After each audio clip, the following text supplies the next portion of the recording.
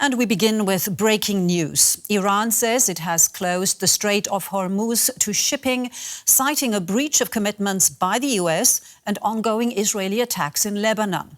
Ships had been passing through the strait since earlier this week after the US and Iran signed a memorandum of understanding.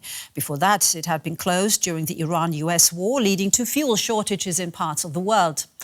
Now, earlier, Israeli strikes in Lebanon killed at least 16 people, according to the Lebanese civil defense. The attacks hit the southern town of Nabatiyeh and nearby villages and came just hours after a ceasefire with Hezbollah took effect. Israel said it was a response to Hezbollah firing more than 50 projectiles at Israeli forces in southern Lebanon overnight. Israel said the Hezbollah attacks violated the ceasefire agreement. And to shed some light on all this, let's bring in now Fawaz Gerges, a professor of Middle Eastern politics and international relations at the London School of Economics. Fawaz, good to have you on the programme. So, first of all, Iran has closed the Strait of Hormuz again. How serious is that, especially now? I mean, how will this affect the peace negotiations? I think it's very serious, and it tells you how fragile the framework of understanding between the United States and Iran.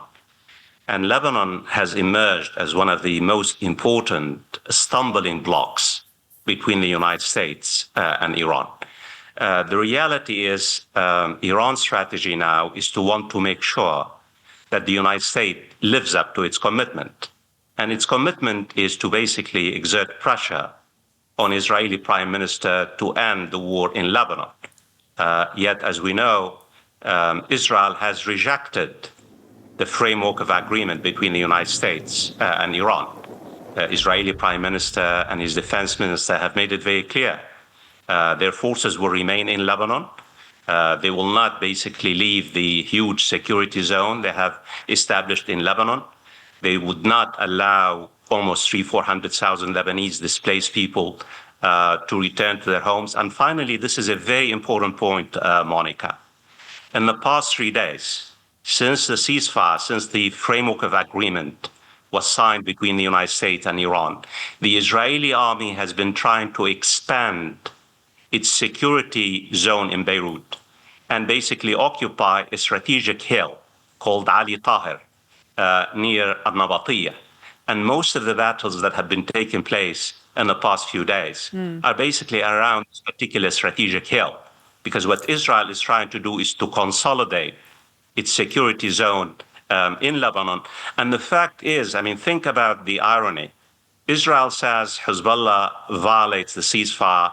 In southern Lebanon, Israel controls now 8 kilometers of Lebanon. Yet Hezbollah is supposed not to respond to Israel's further incursion and expansion of its security zone. So all in all, without the intervention of President Trump, and without President Trump really willingness to exert pressure on Benjamin Netanyahu, I fear that the framework of agreement between the United States and Iran could easily basically break down for good. So basically what you're saying is that Tehran is holding Donald Trump, the US, Washington, accountable for Israel's actions. Now, Washington has already criticized Israel for its actions, but to no avail. What more can they do? I think what we need to understand for our own viewers, why does Iran insist on the ceasefire in Lebanon? Not only because Iran has a very organic link with Hezbollah. Hezbollah is part and parcel of Iran's what we call regional allies in the Middle East. But I think the ceasefire in Lebanon will convince Iran that President Trump is serious about the framework of agreement. There is deep mistrust of President Trump. And unless President Trump respects his commitment and obligations under the framework of agreement, Iran realizes that then they could really no longer trust President Trump to really proceed in the negotiations about Iran's nuclear program. So they want to see, ironclad commitment by President Trump to basically tell Israeli Prime Minister enough is enough. The war in southern Lebanon has to end. I mean, just to give our viewers a glimpse of what has happened. Yesterday, according to Lebanon's health authorities, 47 Lebanese civilians were killed and 90 injured in 24 hours. Today, Right. Israel killed 16 Lebanese civilians and injured scores. Right. The war has never stopped in Lebanon. In fact, there is escalation. Fawaz, I just have just one quick question. If Israel stopped its attacks on southern Lebanon, would Hezbollah also stop? Just a brief answer, please. You know, Monica, you'll be surprised. Hezbollah basically has accepted the ceasefire. Hezbollah is desperate to end the war. Hezbollah has made it very clear. If Israel stops its attacks, its expansion of its security zone, Hezbollah basically wants the war to end. But you see, what Israel is trying to do is to say, well, it's Hezbollah is violating the ceasefire because Hezbollah is firing on our forces while we are trying to expand our security zone in Lebanon. I mean, it's illogical and irrational what Israeli authorities are trying to do.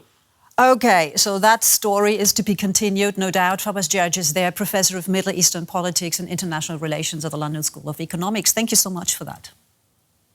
Thank you.